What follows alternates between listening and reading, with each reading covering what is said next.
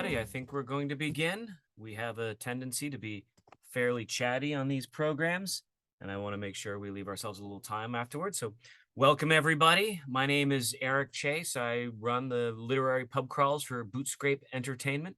We've been doing live and virtual and broadcast tours now since 1998.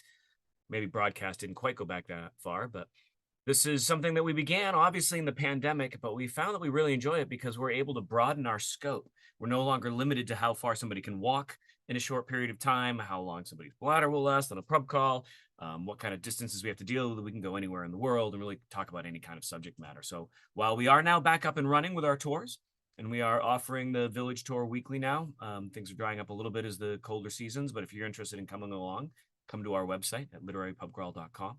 And obviously, you can also follow us on almost all of the social medias using the hashtag @LitPubCrawl. We are live on our YouTube channel as well. Currently, right now, I did double check. We're there. It's working. I'm having a couple of successes here with technology, which is always a win for me.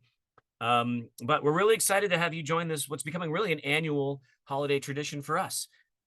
This is the third time we've done this holiday tour where we share some of the legends and the writings and the people who really kind of helped shape what is now the traditional modern American Christmas holiday. It's a punch bowl of facts and recitations, images and sillinesses, and hopefully an appreciation of the journey that brought us here today. Now, we try to mix it up a little bit. Many of you, I think, have seen some of our previous iterations of this. And if you haven't, you can go to our YouTube channel and you can find the records of some of our past seasons. We are going to share some material from the past, but we've got a lot more new elements this time around. We're trying to bullet point some of the other histories. But before I get in too far, I do want to kind of introduce the team. So if you would all please join me here. There are some faces you may recognize and some you may not be as familiar with.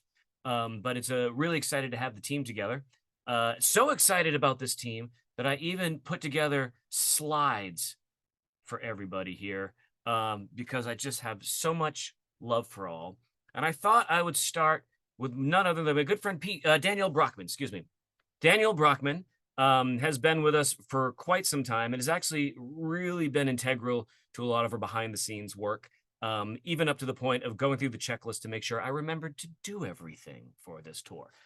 Really appreciate her staying on top of that, making sure I do my script, making sure I log everything on, making sure that I show up at the meetings, making sure that I give her permission to use social media, making sure that I give her the materials she needs to do the job, making sure that I talk to my kids, that I get some sleep. I mean, she really is kind of the foundation for a lot of the tour. And you've probably recognized her from many of our other presentations, and always great to have her along.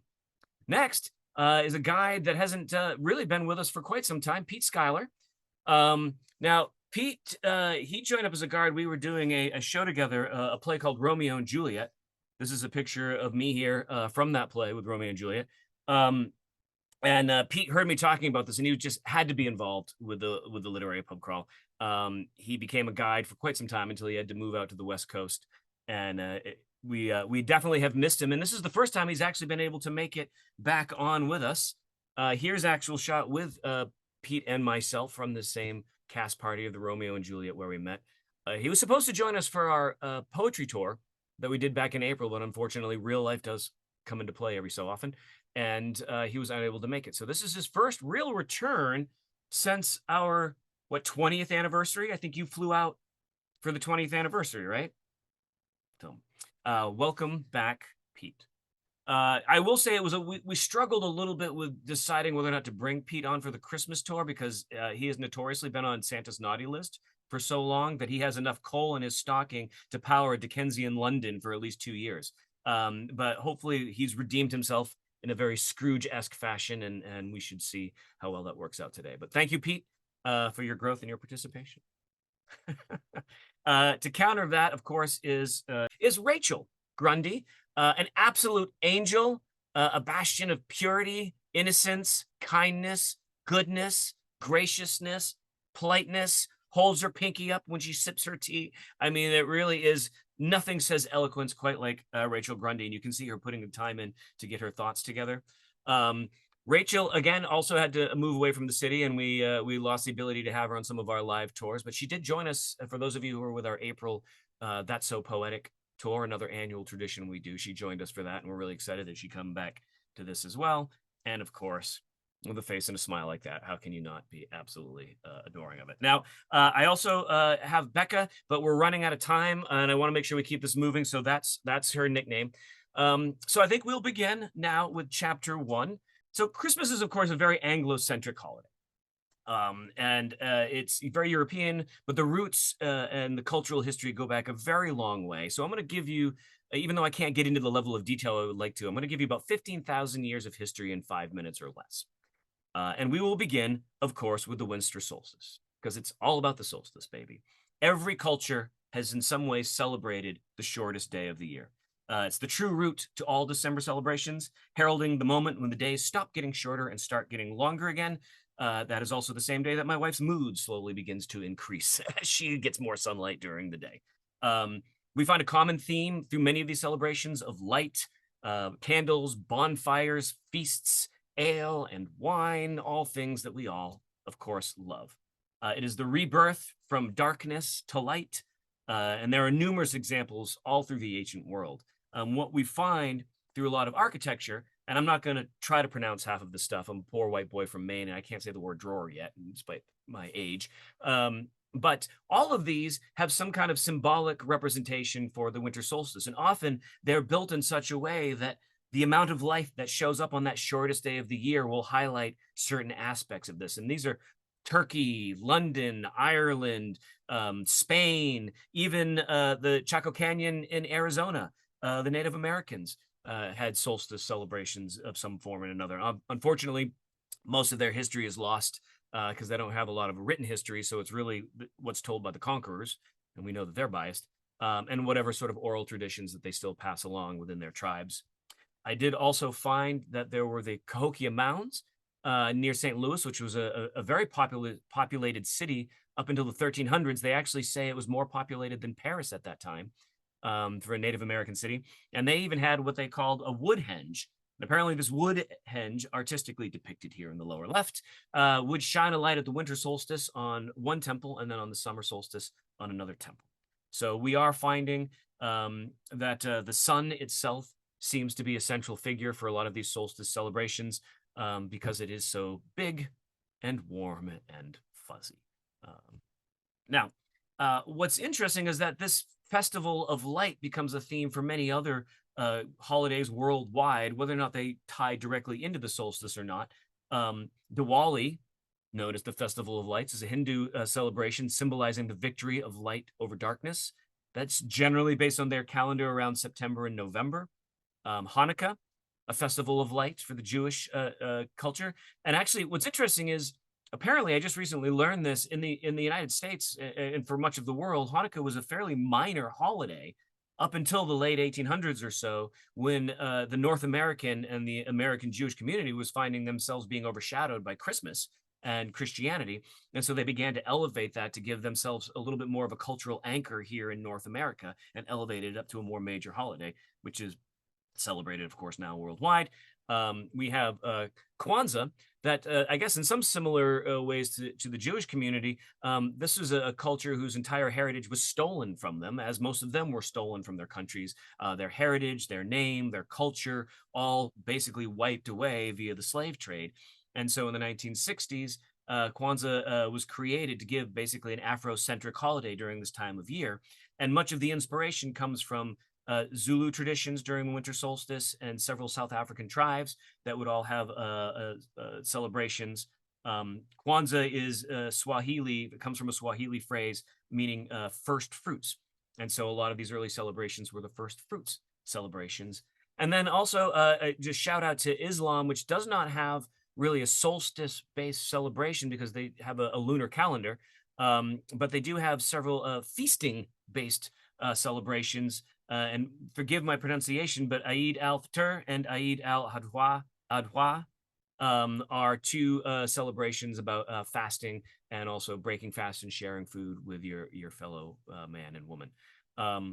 But most of our American traditions really come from the European pagan holidays and traditions. Things like mistletoe, gift giving, the Christmas tree, the Yule log, all of these have strong pre-Christian roots. For many cultures, solstice was a time for heightened magic, and of course, a heralding of the rebirth of the day, as we mentioned. Apparently, it was a time where women would walk around wearing candles on their heads. Giant rabbits were found leaping over very large rocks, and of course, there was the traditional act of throwing your hands up in the air like you just don't care. All of which brings me, of course, to Yule. I'm sure most people who celebrate Christmas are familiar with the term Yule.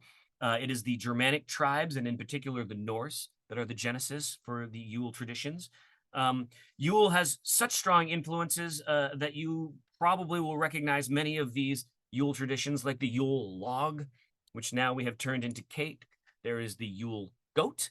This is still a tradition through several European countries. We have the Yule boars.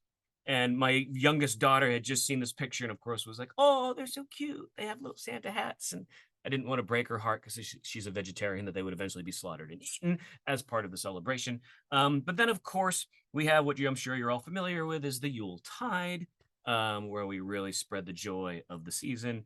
And I'm sure many of you are familiar with, of course, the last phrase, you'll be sorry if you don't get me what I want for Christmas. The linguistic roots are believed to be the Old Norse words Jule or Joel, with Odin, with his long white Santa-esque beard, being a primary figure. In fact, a spinoff of his name is Jolner, or the Yule One. We're also noting that Yule is often synonymous with the word feast in Old Norse. So we found some clips of actual Vikings feasting. Not sure if any of these are Yule, but they certainly involve flame, meat, and pointy things. The tradition laid heavily into feasts, fires, light, and ale, things that I think we can all relate to. And also, I think some things that we didn't stick with, they did, of course, slaughter the animals, and there was some communal blood smearing that would happen. Thankfully, that part of the Yule tradition is not something many of us continue to carry on. Certainly, we may have a Christmas ham, but we do not smear its blood on our youngsters, or at least I hope we do not. Now, the Romans soon were busy celebrating their holiday of Saturnalia. This was right around December 23rd, and now we begin to see the focal point of where the eventual date picking of Christmas will come from. There were gift giving that led up to this. Equal status was given to slaves and citizens as well as to the upper class. It was a festival celebrating light, harvests, feasts, and much wine. Apparently there was lots of high-fiving around trees, throwing strange rocks on tables, and carrying people around drunkenly. These are all things, of course, I think many of us still do today. As Christianity became a dominant political powerhouse and also a primary religion in Europe, it began to assimilate many of these other dates, cultures, and traditions into our modern Christmas. And in fact, in 350 CE, Pope Julius I, this sad old popey guy, proclaimed December 25th as the official Catholic Christmas holiday. And that is 15,000 years of cultural world history in under 10 minutes. This gives us a little bit of backstory of how our modern Christmas, thank you very much, of how our modern Christmas developed. You will see the influences pop up. You will recognize some of the names I said appear over and over again in some of the other parts, which reminds me, I should now transition to the part of this evening where I let other people talk. There are 4 people stacked underneath me, the way mine is oriented right now. And coming up next is going to be, of course, Danielle. Danielle Brockmann. I wanted to give the award. I didn't have it present ready, but I wanted to give her an award for best person to do that thing she did when it needed to get done. So I wanted to offer you an award for that great accomplishment, but take it away, Danielle. Wow, thank you so much, Eric. I can't wait to take this award and put it on my imaginary mantle behind me. I had a slide prepared. It's just in another presentation, and I just found out. So I'll pull it up at the end. Oh, okay. Yeah, I look forward to that. So I guess I want to know who's your Santa. I didn't know I wanted to know that, but now I definitely do. So I would like to have everyone's attention. May I have your attention, please? Will the real Saint Nicholas please stand up? There indeed was a real Saint Nick, Saint Nicholas of Bari, a 4th century Turkish bishop who died on December 6th and has since been celebrated with a yearly feast. Also known as Nicholas the Wonder Worker, he is the patron saint of sailors, merchants, especially of Venice, archers, even though Sagittarius season is almost over, repentant thieves wearing brown BB shoes, prostitution whores who have been engaged 19 times, children's, enough said, men who brew things, pawnbrokers, unmarried people, aka old maids, students, including those with a penchant for murder, and women who spam you with their OnlyFans links. The unmarried, similar to the undead, obviously, and pawnbrokers worship him due to a rumor that he once saved 3 impoverished noblewomen from being forced into prostitution by peeping into the window of their house and throwing gold coins at them through the window of their house for 3 nights so their daddy could pay their dowries. Ho, ho, ho, indeed. I guess Krampus is going to get me for that one, huh? With the slides if I'm laughing at them too much. Sometimes we play tricks on our fellow hosts and we don't show them our slides.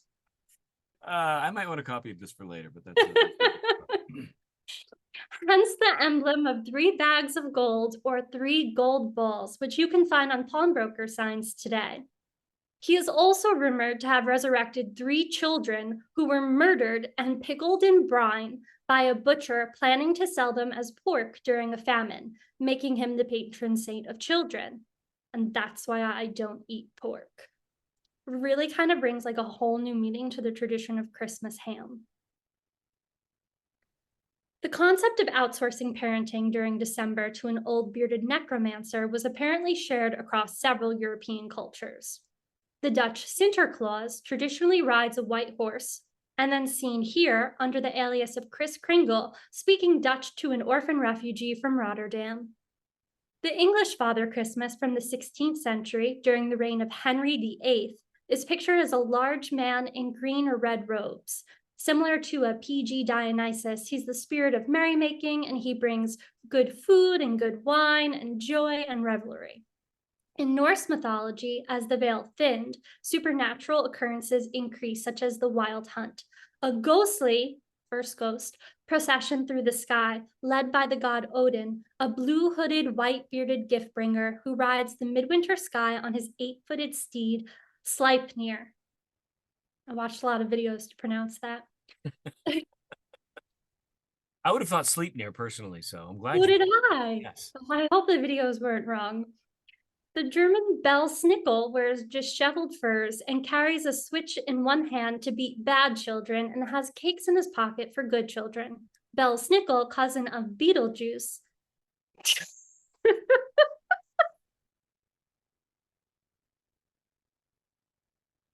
Surprise! Wow, the resemblance is uncanny. You should do your hair like that more often. I was drinking. That's awesome. I love Beetlejuice. Bell Snickle is clearly the sad hobo clown of Santas.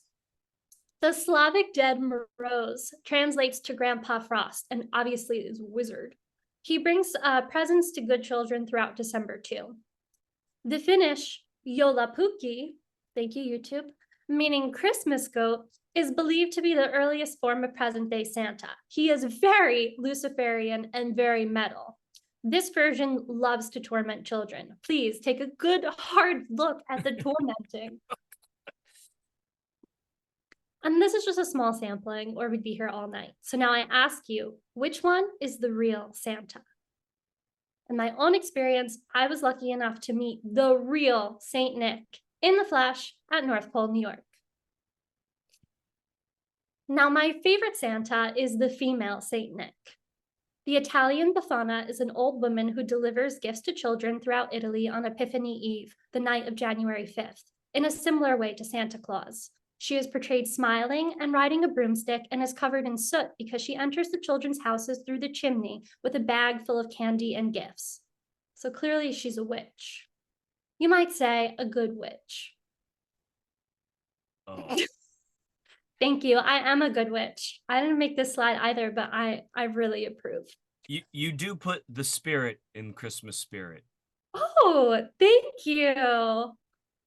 It wasn't a ghost. It was just something in my contact. Scholars believe the folklore of Befana derives from the Roman goddess Sabine. You can read more about the tradition of Befana in Tommy DePaola's The Legend of Old Befana. DePaola was born in Connecticut in 1934 and lived and studied in Brooklyn when he was getting his BFA from Pratt Institute. He spent most of his life between California, Vermont, Massachusetts, and New Hampshire, where he wrote his stories in a 200-year-old barn. He wrote and illustrated over 270 books and sold 25 million copies. His favorite holiday was Christmas, and you can see by his many Christmas stories. You can see behind me, I have Jingle the Christmas Clown. And if we move to the next slide, you can see all of his stories. He is most well known for Stregonona. This year, the United States Postal Service honored him with a Stregonona stamp. And for those of you who are unfamiliar, Stregonona is also an Italian witch, which keeps the spirit of what Christmas is really about: witches and kindness, mostly kindness, but also witches. Where do you think all of that Christmas magic comes from? Very nice. Thank you. Well Thank done. In our script, we have a toast that Danielle, you're reading, so I'm assuming we're kind of keeping this in there. So for those of us, and we have a couple of poll questions that I want to throw at you for those of you new to your laptop, not required, to see how much you remember and how much you can guess about what is forthcoming. But Danielle, if you would, a Christmas toast. A Christmas toast. Christmas, a day when cheer and gladness blend, when heart meets heart and friend meets friend. Cheers. Cheers. J.H. Fairweather, some person. Yeah, I love that person. This is my favorite toast. I've done it all the times that I've done it. All right, so now I want to test what we've learned and what you think is coming. We have put together a handful of poll questions. I won't keep them up here for too long, but we do want to see what people have here. So the first question, in order of how they have stacked, if I've launched it quickly, what seafood makes an appearance in Christmas Carol? You don't need to think too hard. You can rule out probably some of the answers here. And that I will share the results shortly. But let us go to the next question, because this is going to be forthcoming here. This question is, which of the following is not a German Christmas tradition? Nutcracker, O Tannenbaum, Christmas pickle, or gingerbread. One of these is not a German tradition. Seeing some people pop through here. Very nice. Apologies for those of you that I may have cut off before you got to answer about our Christmas Carol seafood. 30 seconds seems like it is long enough. Yeah, somebody should be hunting. All right. Our third question. C.S. Lewis went to college. However, apparently his college, there's a debate on how it's pronounced. How do you think C.S. Lewis's college, the University of is pronounced? Like it's a Magdalene, no Megadons, a Maudlin, a Megatron, a Magdalena. I like it. Some people are jumping up and down here. I'm liking what I see here. Okay, I think that's people are still voting. Okay, very good. I am now going to no mockery. All right, two more questions. Next, this is for St. Nicholas. Where did the real St. Nicholas come from? Now, everyone in theory should get this because it was just discussed. And we will review the answers at the end, so be patient and remind me if I forget. I have a tendency to do that. Legend, I like it, yes. So graded. Okay, I'm gonna do 5 more seconds here. Norway, Germany's getting no love. North Pole, I see we're getting something, that's good. And all right, our last question. I think this one should be pretty straightforward. Who wrote the poem "'Twas the Night Before Christmas"? Pretty clear answers up here. It seems to be a little bit of a debate going on here. Fascinating. I did hear Pete say Christmas once, so I guess you could probably attribute thus the whole poem to him. Very good. Okay. Those are our polls. We will revisit that at the end of the tour and see how we think everyone did. But with that, I'm really excited because Rachel, I think you're going to touch upon one of my favorite stories as a kid as well, if I am correct. But let me bring first up The Witch. And then let's That's right. go to chapter 3. Chapter 3, spilling the tea. Wow, you made it rhyme and everything. I'm so proud, Eric. So proud. That's all Becca. I can't take any credit for this. That is all Becca. Wow. Oh, okay. From Sorry. the book and I should have. hand traced lit Yule Yeah. Love. I mean, it's I actually should have known that you hadn't done it, but I was giving you the benefit of the doubt. So it's going to be. One of us is going to make you do a spit I know. take at some point. I'm excited. It's going to happen. Yeah, that's twice now. It's like as I'm drinking, somebody gives me a hard time. I can't drink anymore for the rest of the tour. That's terrible. Nice. All right. Well, yes, I am going to talk about a kind of a really personal story. So when I was thinking about holiday traditions in my family for this tour, one image really immediately sprang to mind for me, which was watching the BBC adaptation of The Lion, the Witch, and the Wardrobe on TV in the run-up to Christmas. So hokey, so BBC. But growing up in Britain in the 80s, Sunday tea time was always this little slice of TV magic, especially in my house. So the Sunday roast, as everyone knows, but that's a lunchtime affair. So dinner or tea on a Sunday night was really the treat of the week. It's a big pot of tea, toasted tea cakes, crumpets, and muffins, the English kind of muffins, served with lots of butter and jam or marmalade. And best of all, it was the one night of the week that we were allowed to eat dinner in front of the TV. And yes, that is actually a picture that I found on Google of British children in 1988. So that's what it used to look like.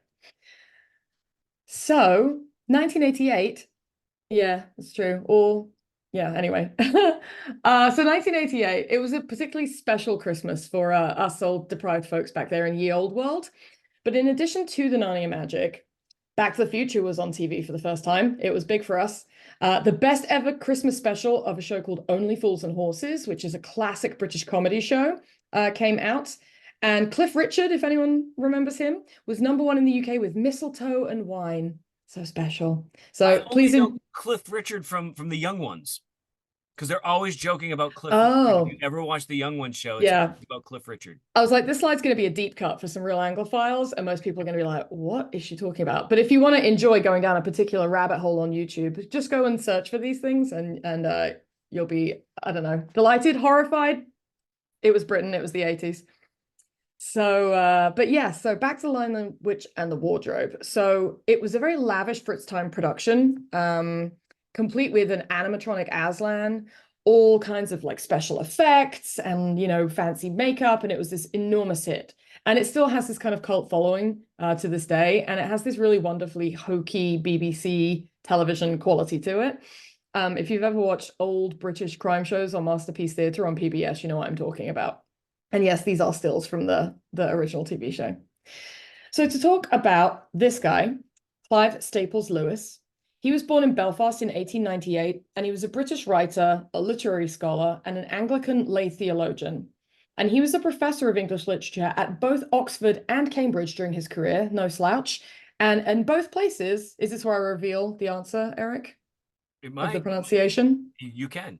Okay, so this is actually pronounced Magdalen College at both Oxford and Cambridge. Don't know why, just reasons. But he was a professor at both Magdalen College, Oxford, and Cambridge during his career. And he was actually a friend and a colleague of J.R.R. Tolkien as well. And this is him with a literary group in the 50s called the Inklings, of which J.R.R. Tolkien and C.S. Lewis were the most famous members. But it was actually Tolkien who helped C.S. Lewis rekindle his Christian faith at age 32 after falling away from him, his religious upbringing in his adolescence. But this renewed faith of C.S. Lewis's markedly influenced his writing. And Christian themes are in all of his fiction. Most famously, I would say, are the Screwtape Letters and obviously the Chronicles of Narnia. But interestingly, C.S. Lewis was vehemently opposed to any TV adaptation of the Narnia books. He actually wrote to a BBC writer and producer before his death in 1963, sharing his horror at the idea. And this is a quote. "But I am absolutely opposed to a TV version. Anthropomorphic animals, when taken out of narrative into actual visibility, always turn into buffoonery or nightmare. At least with photography. Cartoons, yes, cartoons, if only Disney did not combine so much vulgarity with his genius, would be another matter. A human pantomime Aslan would be to me blasphemy. So, Clive himself may not have approved, but 7-year-old Rachel did. And I've always been an avid reader, and I was the perfect age for Narnia to cast its spell on me. I read all 7 books in the Narnia series, and I think it played a really big part in my enduring love for fantasy and sci-fi fiction that I still have. And cleverly, the BBC also broadcast this show set in a permanently wintry and snowy Narnia at the right time of year for it to be a hit. What's interesting about the Winter in Narnia series, though, is that there is no Christmas. And it's actually an intentional plot point in the book. And it's pointed out right at the start of the novel. And this is a quote. "It is winter in Narnia," said Mr. Tumnus, "and has been for ever so long. Always winter, but never Christmas. However, at a pivotal moment in the story, a moment of festive hope appears." If you've never read this classic story, I'm going to give a really brief cliff notes. So 4 siblings, Peter, Susan, Edmund, and Lucy, and me, playing a small Victorian chimney sweep, are evacuated to the British countryside from London during World War II. And they're sent to an eccentric professor's house, and they stumble upon a magical wardrobe that transports them to the world of Narnia, a place that had been cursed for over 100 years by the villainous White Witch to be permanently in winter, but never Christmas. Edmund betrays the others and goes to help the White Witch after she bribed him with Turkish delight.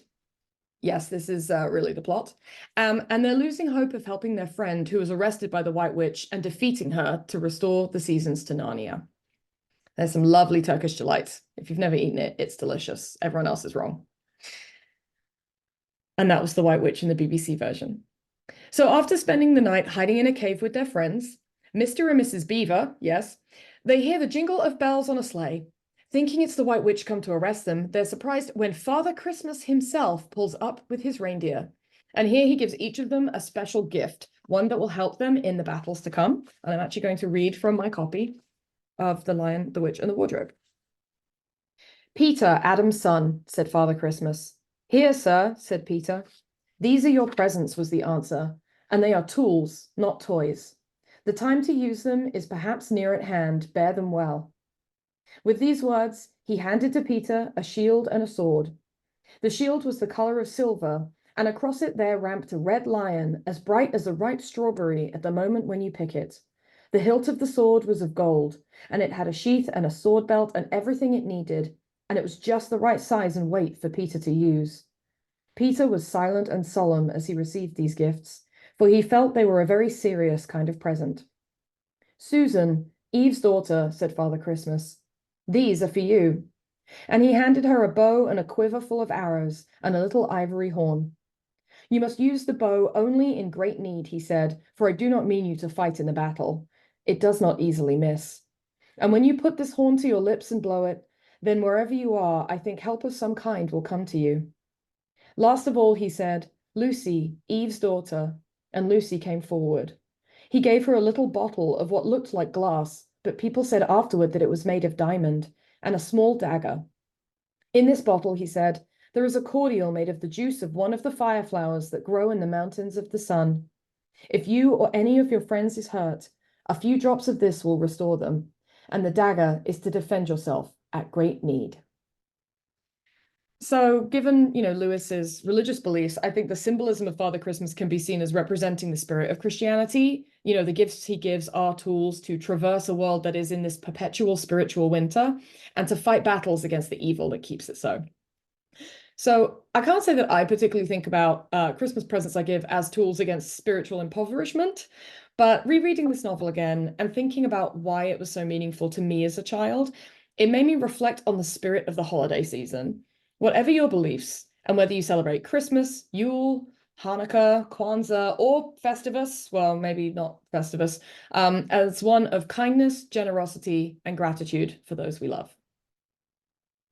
Very nice, Rachel.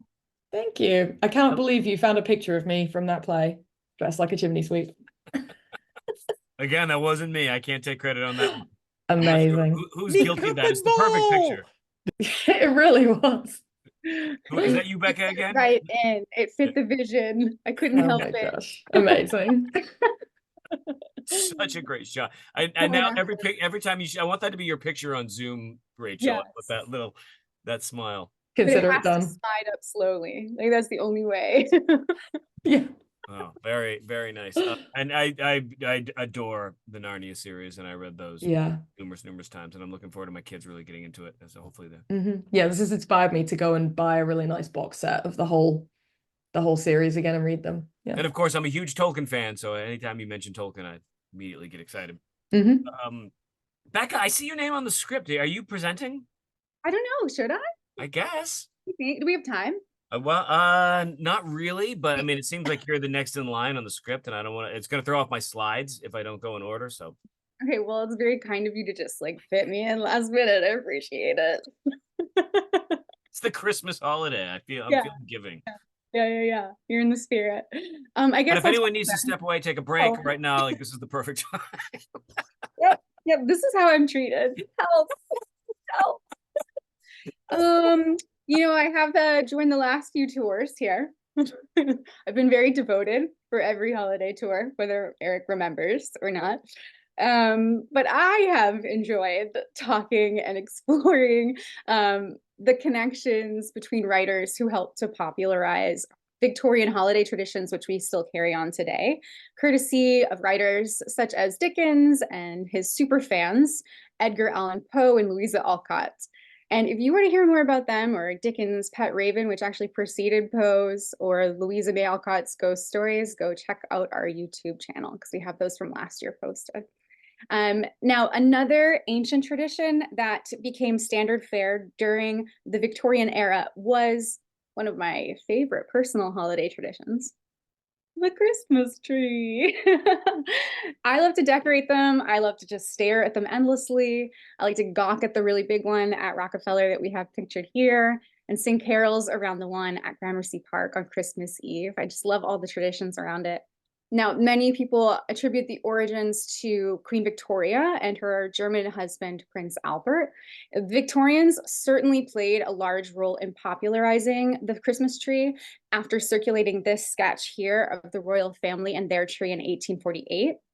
But it was actually Queen Victoria's grandmother, Queen Charlotte, who formally introduced it to England and kicked it off as a more global practice of putting the Christmas trees in the home for the holidays. And yes, the Bridgerton spinoff was based on this queen, loosely, as most of Bridgerton is. And hailing from, I know, shocker, right? Hailing from Germany, Queen Charlotte was a lover of nature. She's like my spirit animal. She was a botanist, and anytime her husband, King George, was ill, which was often, unfortunately, she took sanctuary in her gardens. And there's just this really lovely retelling of this story by New York City-born journalist and children's book author Nancy Chernin in The Queen and the First Christmas Tree. Now, Chernin, if you haven't heard of her, she's published a handful of beautiful tales that shed light on historical figures that are beyond the mainstream social feed and are inclusive and compassionate and just really, really wonderful. Another one to check out around the holidays is Dear Mr. Dickens, and that focuses on an actual exchange between a young Jewish woman, Eliza Davis, who bought one of his properties, and then since she had his address, she wrote to Dickens and called him out for his mistreatment of Jews in his stories, which is just like brazen and amazing. And he wrote her back, like they actually exchanged letters for a little while. So I encourage you to check out these stories and share them with readers, young and old. Now, Queen Charlotte's tradition started with a single yew branch. Oh, not that one, but I do love a sheep tree. It was common in her homeland of Mecklenburg-Strelitz to decorate a branch around Yule. And this sacred tree, Eric's mentioned it, Danielle's mentioned it. It has ancient meanings globally. And if you are interested, you should definitely check out the Norse mythology. Odin had some pretty cool times with the yew. And universally, it symbolizes renewal, specifically rebirth and death, echoing the sentiment of the winter solstice. Now, Charlotte was very connected to this sacred branch, and at the turn of the century in 1800, she just really wanted to do something special. She had 15 kids, and she wanted to share a piece of her childhood with them. So she hauled in a whole Yule tree and decorated it. Now, to give you a little taste of exactly what she put on this tree that is so significant now, we have a firsthand account from writer John Watkins, who attended the party. And he wrote, from the branches of which hung bunches of sweetmeats, almonds, and raisins and papers, fruits and toys most tastefully arranged, the whole illuminated by small wax candles. After the company had walked around and admired the tree, each child obtained a portion of the sweets it bore, together with a toy, and then all returned home quite delighted. And what that refers to, she actually invited like 100 of the local children to come and celebrate with them at the palace as well. Now, in the Americas, the tradition started popping up in the early 1800s, and it was largely carried over by German immigrants, particularly in Pennsylvania. Now, the first known publication mentioning the tradition of having a Christmas tree in the home came from Catherine Maria Sedgwick, who's a notable domestic novelist and abolitionist in her story New Year's Day, which was published in 1836.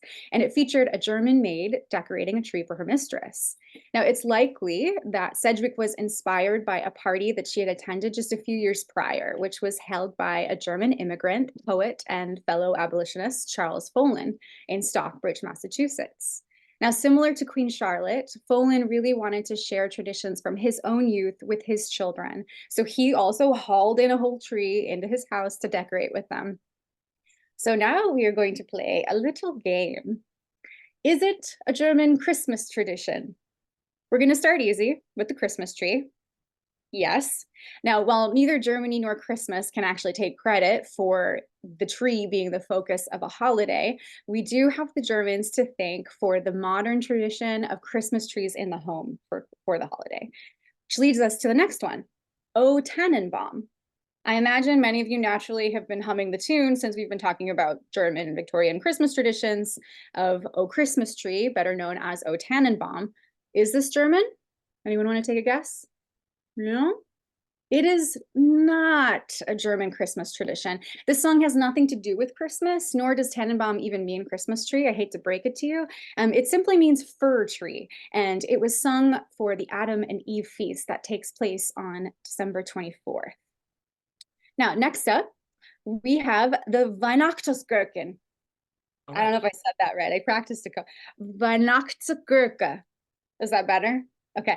Also, now this is the Christmas pickle, and you hide it in the tree, and then whomever finds it is rewarded with good luck. Is this German? Is the Weihnachtsgurke German? No, it's not. This is actually an American creation credited to Germany, and it was commercialized overseas following the increased interest from tourists. So I guess it's German now, but it wasn't originally German.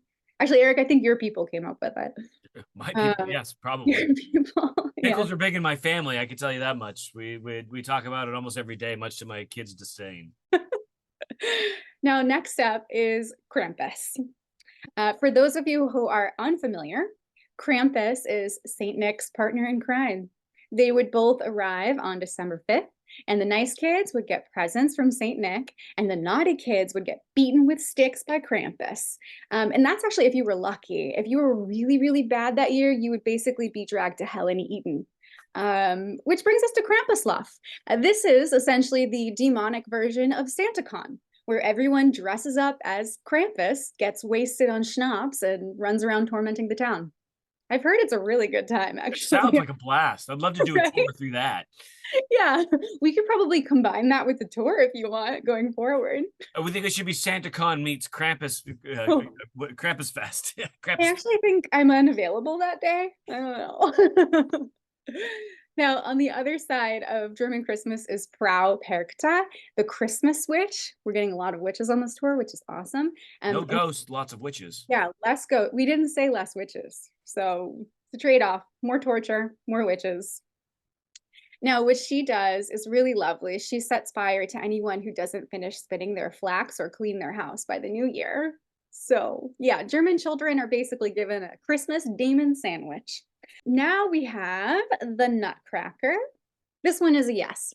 The version we know today, most recently as this interesting tap version from the First Lady, but perhaps more famously as the Tchaikovsky ballet based on Alexander Dumas' story, which is much sweeter and much more watered down than the original with dreamy dances and sugar plum fairies.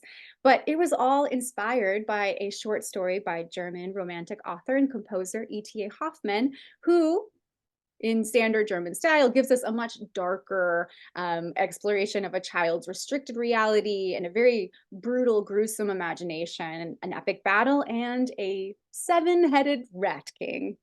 Maurice Sendak has been praised for his work reimagining the original. He worked with the Seattle Ballet, and it's on film too, which I actually remember watching this as a kid. It's really fun. But he does a more authentic interpretation of this, and this book is so gorgeous. You should check it out. And they used his designs for all the sets and the costumes. Now, the last one is Gingerbread, which is yes and no. I'm sorry, that one was a trick question. I'm sorry if you picked that. While ginger cakes have a long medicinal history worldwide, in Hansel and Gretel, another German tale that's originally way darker than the one that we know today by the brothers Grimm, it features the witch's house as a gingerbread house, but it actually was made of bread. And over time, it transitioned to being a gingerbread house. And then that's added to the popularity of the treat. But in Germany, gingerbread is a very widely celebrated treat for Christmas and other holidays, such as Easter. And Dickens was also apparently a lover of gingerbread, although his had rum in it. And his grandson actually released a book about his recipes that he loved to use. So you can find that and find his gingerbread recipe. So if you celebrate Christmas, or if you hang out with people who do, I hope that you find yourself under a tree, eating gingerbread, perusing Sendak's illustrations, and staying far, far away from Krampus's switch. And with that, I'm going to pass the hat to Peter for some more Dickensian delicacies. Very lovely, as always, Becca. Wonderful, wonderful work with the presentation. Animation. You get the. If I had another trophy, I'd give you one for your animations. Yes, I'll take it. Next time, next Christmas, I'll have one prepared for you. Okay, I'll be waiting a year. So, Peter, I have probably when you mentioned at the beginning of joining up on this and what you wanted to discuss for the Christmas holiday, we were thoroughly intrigued on what is this going to be about. And so, with that precursor, please tell us, what is this all about? Yes, on the bioluminescence of rotting crustaceans. Presentation by the Right Reverend Peter Schuyler. That's me. The holiday season, that joyous time of year when late-stage capitalism ramps up the sweatshop production of toys to bring the first world children of indeterminate or no gender, who may or may have not been real jerks all year, the things they may have asked for, and probably a lot of things they didn't. It is in this spirit that we venture forth under the guise of a fictional Northern European Victorian uniclimate, as dictated to us through the song and gospel of Saint Mariah and the First Church of Wham, inflicting platitudinal volleys of joy and cheer at strangers, relatives, and estranged relatives, but only on social media. Krampus forbid we let those people back into our lives, let alone our houses. The holiday season force feeds us the sinisterly quaint anglicized tradition. Oh, I forgot a slide. So that's usually the next slide. Oh, well. Of goodwill towards people symbolized chiefly by a type 2 diabetic with command of flying light speed capable caribou. That's the right slide for that. No, go back. And Well, I'm hitting the wrong one. Yep, you really are. It's a really good slide. Thank you. I got so concerned. I thought I made a mistake, and then I made more. No, I made one. No one And would then have you- noticed And if I then you had- made. Anyway, where was I? Yes, a type 2 diabetic with a command of flying light speed capable caribou. That's the reindeer. Don't go anywhere. And a bag of voluminous holding. Now, there you go. But the other, much more insidious tale, and a personal favorite of quasi-socialist atheists everywhere, hello, is that of one Ebenezer Scrooge, Time Lord. Look at all his incarnations there, all the regenerations. The creation of the fevered, avaricious brain of the late author Charles Dickens. Scrooge stands alone as one of the most aspirational and purely laughable characters of fiction, nowhere but in the swirling miasma of an inexplicable monarchy or its former colonies, with the premise that a capitalist this ferocious would somehow see the error of his ways after a glimpse of the great beyond, be swallowed so wholly and without any critical examination. Christians, am I right? Charles Dickens was a prolific Victorian-era novelist, renowned for his vivid characters and social critiques. Born in Portsmouth, England, Dickens experienced financial hardships in his youth, shaping his empathetic outlook on poverty and injustice. His literary career took flight with The Pickwick Papers, followed by timeless classics like Oliver Twist, David Copperfield, and Great Expectations. Huge disappointments as well. A tireless advocate for social reform, Dickens used his narratives to expose societal inequities. His serialized novels captivated a broad audience, reflecting the struggles of 19th century England. A literary giant, Dickens' legacy endures through his enduring works, influencing literature and social consciousness. Fun fact that Bio was written by AI. For those theatrically inclined, the shadow of Scrooge is inescapable once the advent calendars are on the mantle. Say what you want about Dickens, and I will. But his gift for the description of the mundane and the elevation of the absurd has no peer. Many a practicing thespian has headed for the stage door when confronted with committing even a skosh of Dickensian wit into their modern brains. For example, let us take the passage of A Christmas Carol wherein our non-titular anti-hero is confronted with the appearance of their own front door. Now, it is a fact that there was nothing at all particular about the knocker on the door except that it was very large. It is also a fact that Scrooge had seen it night and morning during his whole residence in that place. Also that Scrooge had as little of what is called fancy about him as any man in the city of London, even including, which is a bold word, the corporation, aldermen, and livery. Let it also be borne in mind that Scrooge had not bestowed one thought on Marley since his last mention of his 7 years dead partner that afternoon. And then let any man explain to me, if he can, how it happened that Scrooge, having his key in the lock of the door, saw in the knocker, without its undergoing any intermediate process or change, not a knocker, but Marley's face. Marley's face.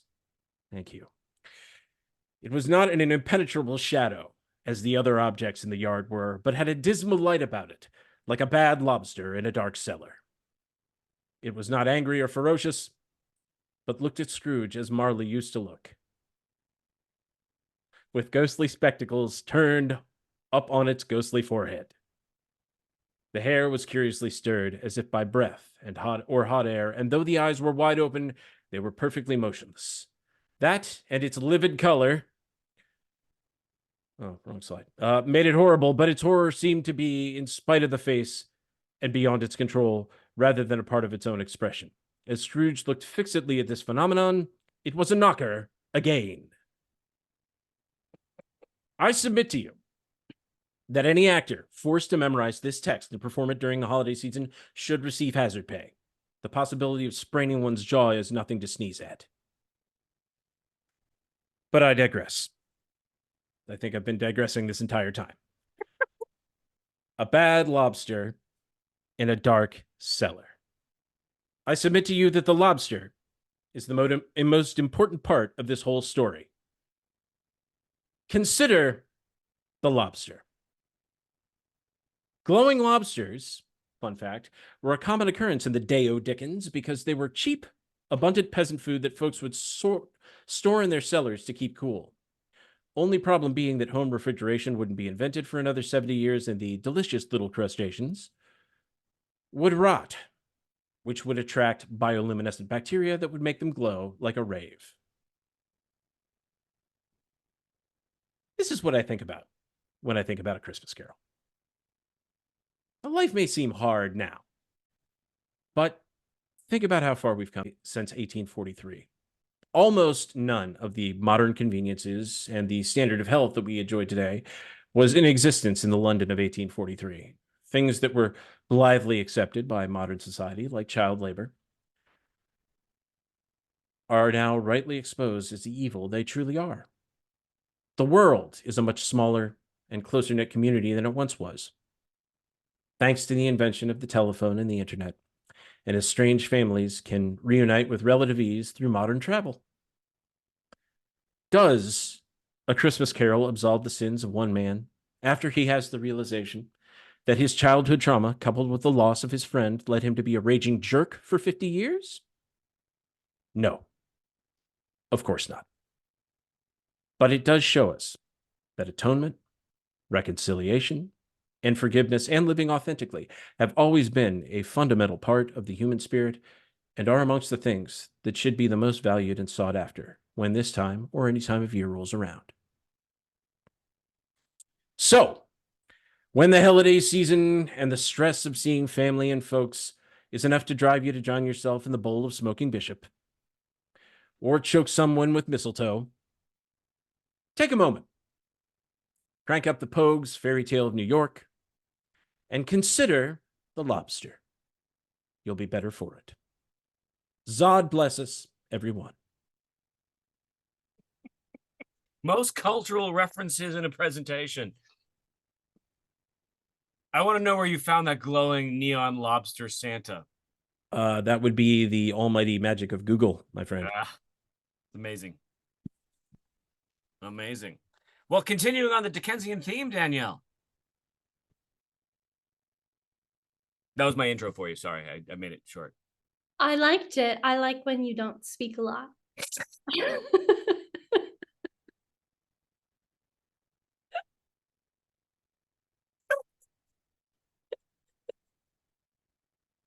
You must be disappointed a lot, Danielle. Yeah. Just constantly in tears every day. I was just so taken aback because I didn't know that this was my mantra. And I just didn't know what to say, but I really like it. I mean, I'm here for it. Apparently my mantra is let us be elegant or die. So, I mean, I think I'm allowed to be alive in this, so I think we should carry on. It's actually in Little Women too. Wow, I'll have to Highlight get it. and highlight it. This version I have right here. Put it on your wall. Wow, that was yeah, we're gonna have to sell posters with it.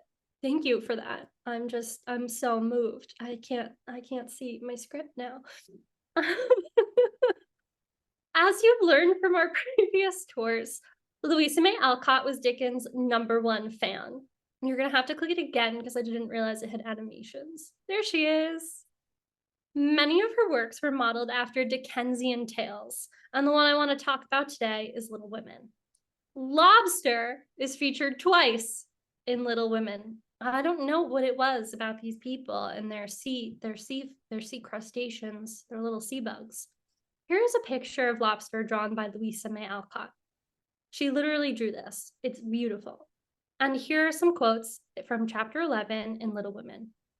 The salad dressing so aggravated her that she could not make it fit to eat. The lobster was a scarlet mystery to her, but she hammered and poked till it was unshelled and its meager proportions concealed in a grove of lettuce leaves. And at the conclusion of the ceremonies, Beth retired to her room, overcome with emotion and lobster. But there was no place of repose, for the beds were not made, and she found her grief much assuaged by beating up the pillows and putting things in order. Moving on to Christmas. I always thought Little Women was a Christmas book because the first copy that I was gifted was this one, which you can see a better picture of in the slides, and it's clearly wintertime. My grandmother gave me this copy and I read it over and over again as a child. And obviously it's an adapted version because it's, made for children and it's quite thin. Now I've moved on to this version, just, for some light reading, this Yule copy. Like Tommy DePaola, Christmas was also Louisa May Alcott's favorite holiday. And the book actually opens and closes with Christmas, literally with the first line of the book, which you can see right here in the slide. Says, "Christmas won't be Christmas without any presents," grumbled Joe, lying on the rug. I mean, I guess that's fair. Little Women was written in 1868, and if this story has somehow escaped you in the past 155 years that it's been in print, I'm going to catch you up to speed. It's a coming-of-age tale featuring the March family and its 4 sisters, Meg, Jo, Beth, and Amy, and their mother. Some people call her Marmee and other people call her Marmee, and you're in one or the either camps. And their father, who's away at war. I feel like 155 years is kind of a lot of time to not offer a spoiler warning. So if you've somehow failed to read this, I don't know what to tell you, but I will tell you that one of the sisters in the end died. But I won't spoil it. I won't tell you which one. So in this tale, Alcott relies heavily on the allegory of Pilgrim's Progress through the book. And for those of you who were born in the past 60 years and were maybe not an English major, you might not know what that is. The Pilgrim's Progress is actually a Christian allegory that was written by John Bunyan in 1678. It is one of the most published books of all time, and it's been translated into over 200 languages, and it has never been out of print even once in its 345 years of existence. Not once. That's kind of like insane when you think about it. Yeah. If most people back then owned a book, it would be the Bible. And if they owned a second book, it would have been Pilgrim's Progress. So I like to say it's basically like ye old Harry Potter. You just like stumble around and, oh my God, there's another copy. There it is. Dickens also references Pilgrim's Progress in two of his works, one of which is Oliver Twist, which has been subtitled The Parish Boy's Progress, as seen here on the inside cover, and also in The Life and Adventures of Nicholas Nickleby, where two characters tried to read it but fail and stop. And C.S. Lewis also wrote a book inspired by it called The Pilgrim's Regress, an allegory of his own personal spiritual journey. John Bunyan, pictured here with this insane and beautiful artwork from this online Christian group. If you please note the dragon in the corner. I much prefer the version that's actually in my book here, which I've added a little slide so you can see, because it's, you know, kind of hard to see in my little window, but it's quite nice. He has like a drawn on 5 o'clock shadow, which is pretty impressive art skills. So John Bunyan was a Puritan preacher, and he was actually arrested due to religious persecution, and he wrote Pilgrim's Progress during this time when he was in jail. Marmee, the mom, gives each of her daughters a copy of Pilgrim's Progress and Little Women, and that's what the narrative is loosely based on, as it serves as kind of a moral, social, spiritual guide for girls of all ages, just like Little Women does today. The book begins with a preface by Bunyan's character Mercy from part 2 of the allegory, and I've just included it right there. If you've read Little Women, you've seen this before.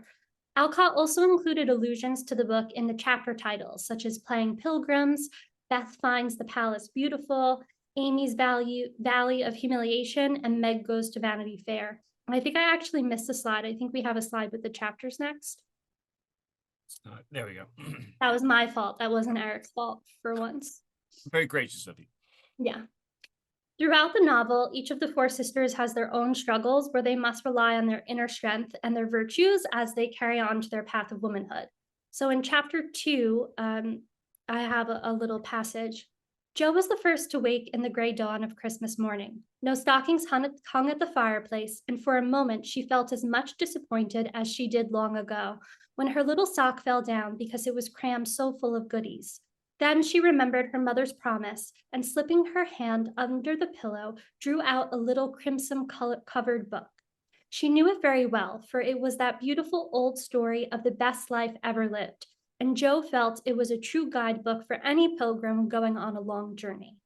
Now, some people have liked to said that, you know, they've been gifted Pilgrim's Progress, and other people say that it's the New Testament.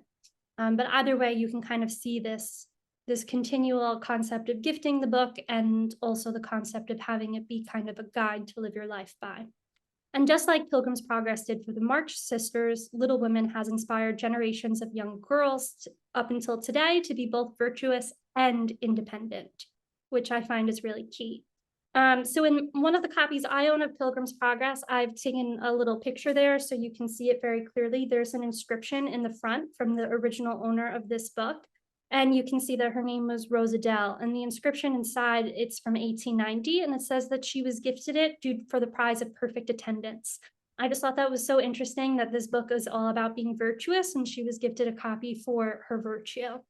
And then in the next slide, you can see the inscription that's inside of this edition of Little Women that I own. And likewise, in this one, it was 1942. You can see that it was gifted to the original owner, Elaine. And you can see all of the other gifts that she received on that page. And so just like these books in my copy too, I have an inscription in the front from my grandmother. And so I feel like there's this like continual trend of gifting these books to young girls, and that now today, what once was Pilgrim's Progress is now Little Women. And I kind of look forward to see what book is the next one to take Little Women's place.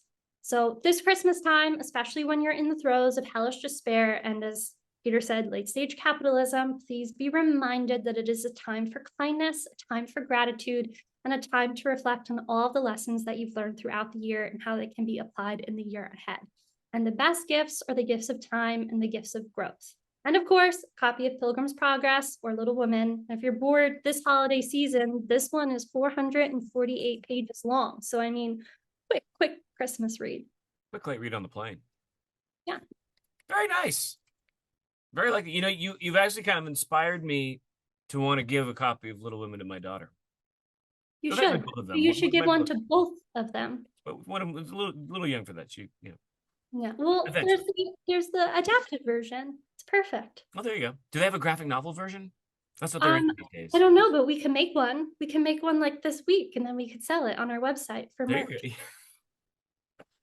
I would be shocked if there is not a graphic novel It's version public available. domain, and I guess Yeah. you could get onto Canva and you could just describe each scene that you want a picture of, right? Yeah, Becca will put it into AI, and then we'll get like Little Women with 10 fingers. Well, on each hand, not total. I mean, I'm not stupid. Come on.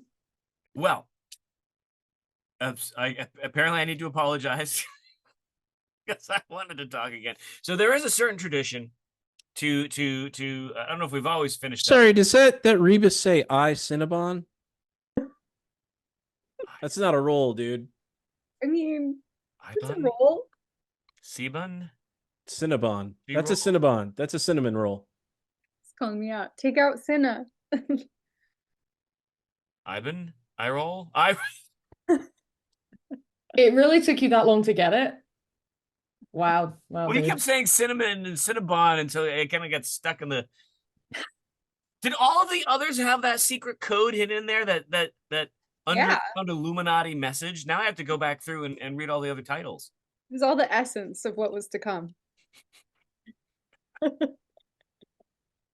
So now everyone understands why I gave you such a hard time at the beginning, Becca. Yeah. I knew what was coming, and I deserved it. as is with any tradition, I would like to share a couple of the lines. "'Twas the night before Christmas, and all through the house not a creature was stirring, not even a mouse. The stockings were hung by the chimney with care in the hopes that St. Nicholas soon would be there. The children were nestled all snug in their beds, while visions of sugar plums danced in their heads. And Mamma in her kerchief and I in my cap had just settled down for a long winter's nap." I have to admit that even at the age of 35, I still get chills when I hear that poem read. And I know many of you are in the same way. I mean, it really is arguably the most famous poem about our beloved Santa Claus, and kind of cemented the image of Santa Claus into the sidewalk of our collective American consciousness.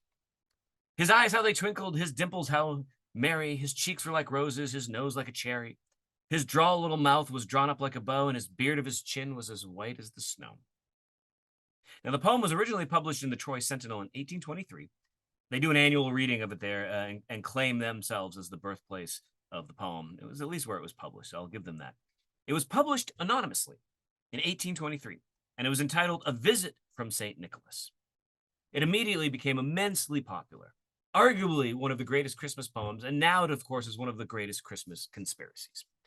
Every year we do this, more information comes to light, and it's one of the reasons why I continue to share it. But what's interesting to me is it wasn't until 13 years later, that makes it 1836 or so, that murmurings and mumblings began making their way in literary circles, suggesting that a one Clement Clarke Moore, son of the Episcopal Bishop Benjamin Moore, was the author. He did not personally make that claim himself at that time, but there were mumbles and there were murmurs. Now, Moore, like his father, was a very active member of the church, becoming the first warden and vestryman of St. Luke Episcopal Chapel, which is what we now call St. Luke in the Field. He was a religious scholar, but also was indeed a poet and a writer.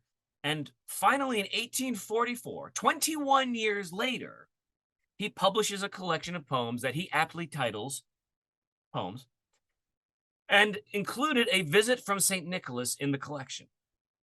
At this point, officially establishing himself as the author 21 years later. Now, the poems referred to by this creatively entitled collection are hard to find, but I have found them, and they are very, very bad, with one exception, A Visit from St. Nicholas. Now, I joke, but everything that I have read by him And now, reminder, drunken pub crawl guide here, and not really a literary scholar, but lots of opinions. But everything that I've read by him is a far cry from the jolly old elf in his poem. Early on, he famously attacked Thomas Jefferson in 1804 for lack of morals in a work that he called Observations upon Certain Passages in Mr. Jefferson's Notes on Virginia, which appear to have a tendency to subvert religion and establish a false philosophy. In this, he lambasted Jefferson's writings because Jefferson was discussing that there was a wealth of geological evidence suggesting that the world was older than the Bible suggested. And Moore would have none of that. So, yep, but right jolly old elf. Indeed. And to be fair, Moore was also used this to suggest that Jefferson was a bit racist.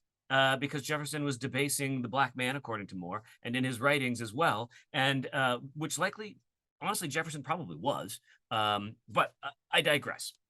The legend goes that on Christmas Eve, Moore's wife found one of the turkeys to be lacking and sent her husband off to fetch another. Riding in his sleigh through Greenwich Village to Jefferson Market, he was inspired to write this famous poem. The legends continue that suggest that even the servant driving the wagon was an old white-bearded Dutch gentleman that inspired him. However, other scholars have suggested that it was just as likely to have been driven by his African slave, as evidence suggests Moore was a slave owner.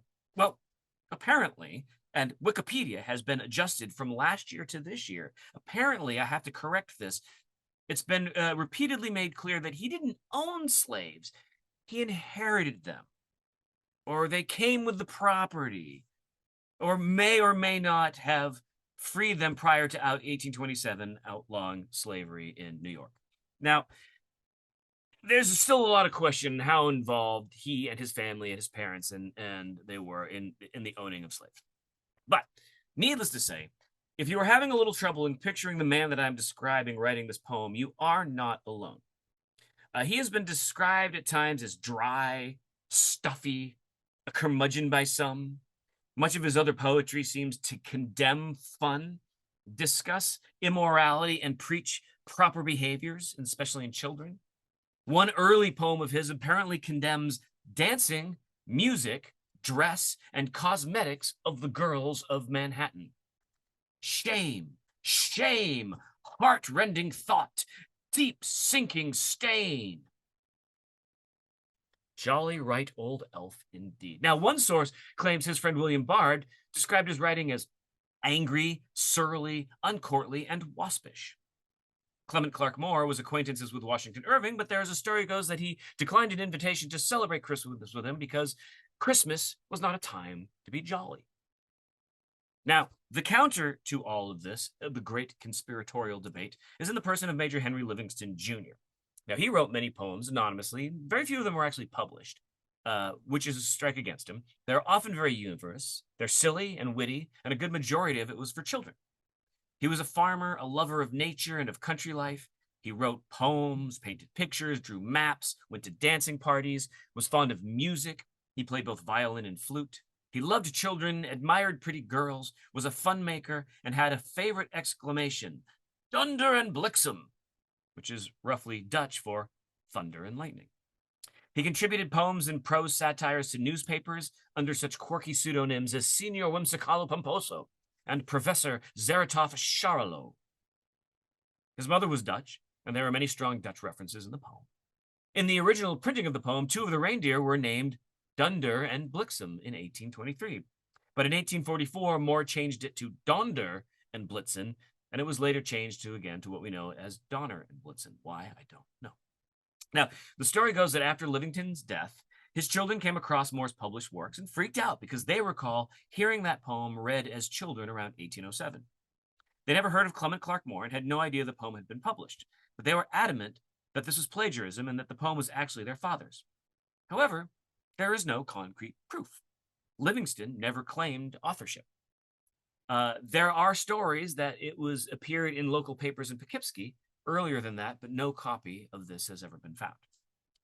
Most linguistic analysis of the two styles strongly suggests Livingston as the actual author. Not all, but most.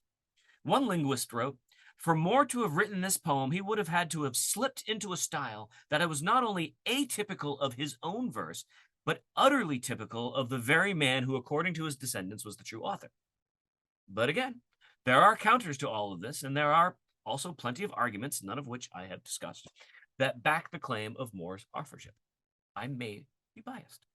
What's interesting, though, is that the night before Moore published the poem under his name, I say the night before, but right before, not the night before, but right before he published it under his name in 1844, he wrote the Troy Sentinel to ask whether or not they knew who the author of the poem was. Bruh. It's a bit telling that he did some research before he made his own claim.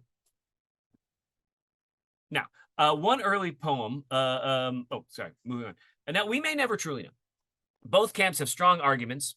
I've obviously shown a touch of bias, mostly because it's fun and it makes a fun story. But the only existing legitimate documentation supports Moore's claim. Ownership is 9/10 of the law, and theft is ownership. Why he waited 21 years for a very popular poem, but I digress again. I'm doing it again. However, I thought I would give you a few examples so that you could judge from yourself. First, I would love Rachel to read this excerpt of a poem by Henry Livingston, if you would. Of course. To my dear brother Beekman, I sit down to write 10 minutes past 8 and a very cold night. Not far from me sits with a buoyancy cap on our very good cousin Elizabeth Tappan, a tighty young seamstress you'd ne'er wish to see, and she, blessings on her, is sewing for me. New shirts and new cravats this morning cut out are tumbled in heaps and lie huddled about. My wardrobe, a wonder, will soon be enriched with ruffles new hemmed and rich wristbands new stitched. Now for news, my sweet fellow. First learn with a sigh that matters are carried here gloriously high. Such gadding, such ambling, such jaunting about. To tea with Miss Nancy, to Sweet Willie's rout. New parties at coffee, then parties at wine. Next day all the world with the Major must dine. And now, very well done. Let's follow up with a poem of Moore's, one of Moore's poems, from the same collection, poems, that 'Twas the Night was in. Pete, would you do us the honor, please? I will. I shall.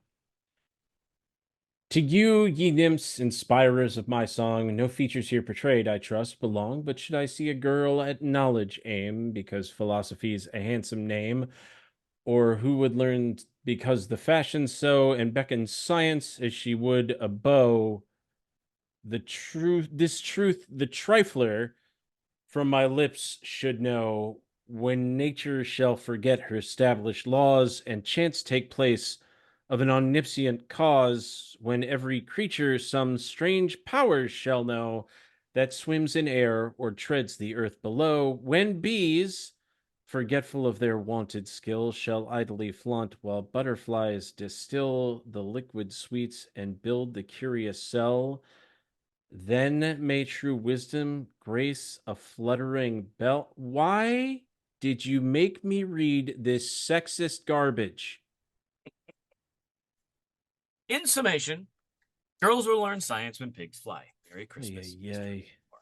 So, whether you choose to be in the camp of the jolly and silly man who loved dance, music, drink, and signed his works Senior Whimsicalo, or the slave or not slave owning religious fundamentalist who thinks girls can't learn science, well, I leave that to you. Whichever camp you land in, I think that both camps can agree that whether old or young, we all get in the Christmas spirit when we hear that the creatures weren't stirring, not even that mouse. And that's worth raising a glass to. And with that, we would like to say thank you for our attending yet another Christmas tour. Cheers. Thank you. Really appreciate it. Really looking forward, Julie. Thank you for coming to this, by the way. And I remember Julie was actually on one of the first tours when we returned to live from the pandemic. And the route that we do now was first discovered partially with her, and she was very accommodating to exploring that. Does that mean she was tolerant because you got lost? Yes, absolutely. Okay. So like, how do I do this again? Just checking. Just doing too many shots. So many of the stories that kind of move us and are emotional that we love about this is that redemption, that Scrooge-esque redemption. And there's so many spin-offs of that, of people who lived one life and then redeem themselves, have a rebirth, and start anew. And it sometimes reminds me that even though it's so dramatic and it's such a sea change in many of these stories, in our daily life, even when it's not Christmas, we always have an opportunity to become a better version of ourselves than we were the day before. And So, Eric, it people can be don't just want to little- hear you talk about your feelings and stuff. They want to check out the answers to the polls. Everyone's dying, right? Everyone's dying. You can always be a better person tomorrow than you were today. I'm seeing all the little numbers pop up at the bottom of the screen. All right. So the polls that we have here, we started with Christmas Carol. Seems like it was tie 40% octopus, 40% lobster. I would say based on what Pete gave. Would you not say it's lobster, Pete? It is a lobster, although oysters are briefly mentioned when Christmas present shows up. But lobster is mentioned first. Fair enough. German traditions. I think you solved it for us, Becca. Most people got it right. The Christmas pickle was correct. Uh-huh. Those of you who went that way, very good. Very smart audience we have. The C.S. Lewis. Most people picked Magdalene. But Yeah. you're sure it's Maudlin? Oh yeah. It's not just Yes. you. I failed to get into Oxford, so the name is burned into my memory. So, but yes. I'm And very it sad is that England, Megadon so didn't it's make it. naturally Maudlin anyway. I'm like, that isn't even the strangest place name or name of a thing that is pronounced completely differently to how it's spelled in England. It's like, that's small potatoes. So yeah. I thought Small Potatoes was near Bristol. No, that's Little Crapping. Ah, right. Yes. Yes. Let's see. Moving on here. St. Nicholas came from, we just learned it, so most people should have gotten it right. Turkey was indeed the correct answer. North Pole is a close second, I think, in my opinion. Norway is a solid guess. It is cold and snowy up there. Poor Germany and New York got no love, but correct answer. Am I right, Danielle? It is Turkey? I know. It is. It's Turkey. I saw the script. It wasn't really fair. And then, of course, the tricky one. Who wrote "Twas the Night Before Christmas"? I am curious if anyone's opinion has changed. It is heavily leaning towards Clement Clarke Moore with our poll with a solid 83%. It is the name on all the publications. It may never be a solved debate unless a copy of this Poughkeepsie newspaper that shows that it was published. Did I say it wrong? Poughkeepsie? I wasn't sure if you were doing that on purpose or not. Drawer? There's the extra K you're throwing in there. Yeah. Where'd that come from? Yeah, where did you get that? Poughkeepsie. It's a ski town. Just Yeah, up north. specifically Poughkeepsie. Poughkeepsie. It's probably a ski shop in Poughkeepsie. Yeah, I can't say it now. We're all ruined. So there it is. There's our poll. You missed your inspirational story about being a better you. Just go do that. It's my mom rushing me from the inspirational story to the survey. Yeah, she's over it too. Yeah. She's already about as good of a person as one can be. She's an angel. It's nice to see that the Apple's iPhone itself has joined us for this festival occasion. It was so inspired by your section, it just came to life. True Christmas miracle. That's right. Joke's on it. I'm an Android user.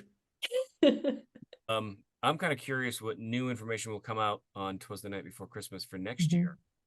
It was really interesting because I remember as I was researching it again a few weeks ago that the Wikipedia had changed. So this is still a very vibrant argument. It's basically between two people, a very hardcore Clement C. Moore fan who's picking apart this guy David Foster, who's now sort of the belief that it's Livingston. It's just kind of interesting to see their back and forth and their web pages that are debunking each other. Basically, two guys arguing. That's usually how Wikipedia goes. Yeah, no, I think it's Livingston, definitely. But I strongly lean towards Shakespeare really being Edward de Vere, so I sort of lean conspiracy.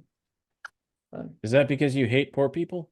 It's just makes sense. I don't know. It is interesting, like reading, because there's a Clement C. Moore webpage, and I forget the name, the gentleman's name who's like really adamant. It's more like picking apart all of the arguments and some of his reasonings, and I read his reasonings, and I'm like, yeah, but I could pick apart that, and I'm not even a scholar.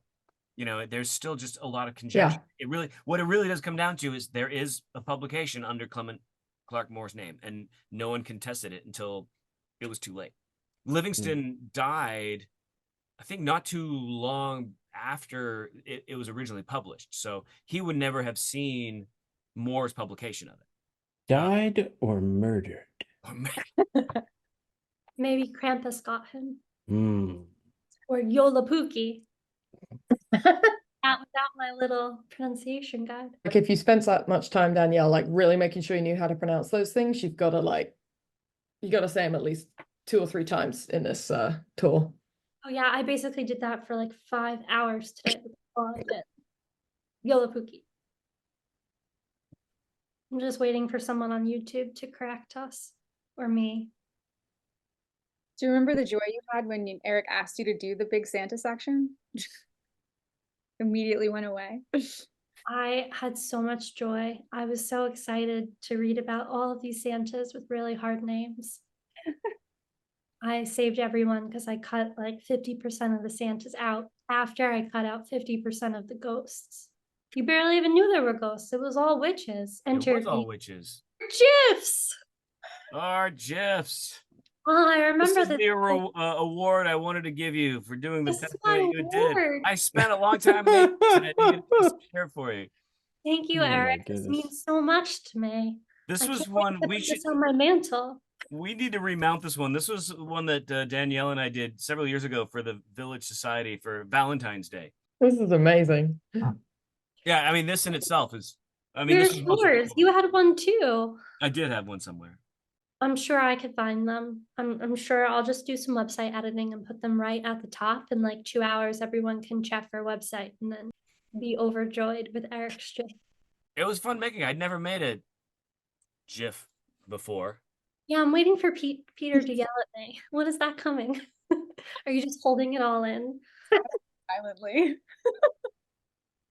Uh-oh. The longer he stays silent. I mean, It's the other great conspiracy is a GIF. I just asked the question, is the word pronounced giraffic? Yeah. Like Jurassic Park? Giraffe from Toys R Us. Yeah. It is giraffe, not giraffe. Yeah. Oh, wait, did you just go against your own point? Just It's a saying. GIF. A GIF. The goddamn GIF. I don't know. Fine, you're not going to get any gifts for presents for it. A GIFs for you. I've got a whole vault of NFTs. I don't need your gifts. I've got more sad apes than you can shake a stick at. No, I was working in an alternative one. And then I just couldn't resist. I in that picture in the white shirt, I was looking at Marissa talking. I feel like that's the same picture that I had of Rachel trying to put together a thought. I think it's from the same get together.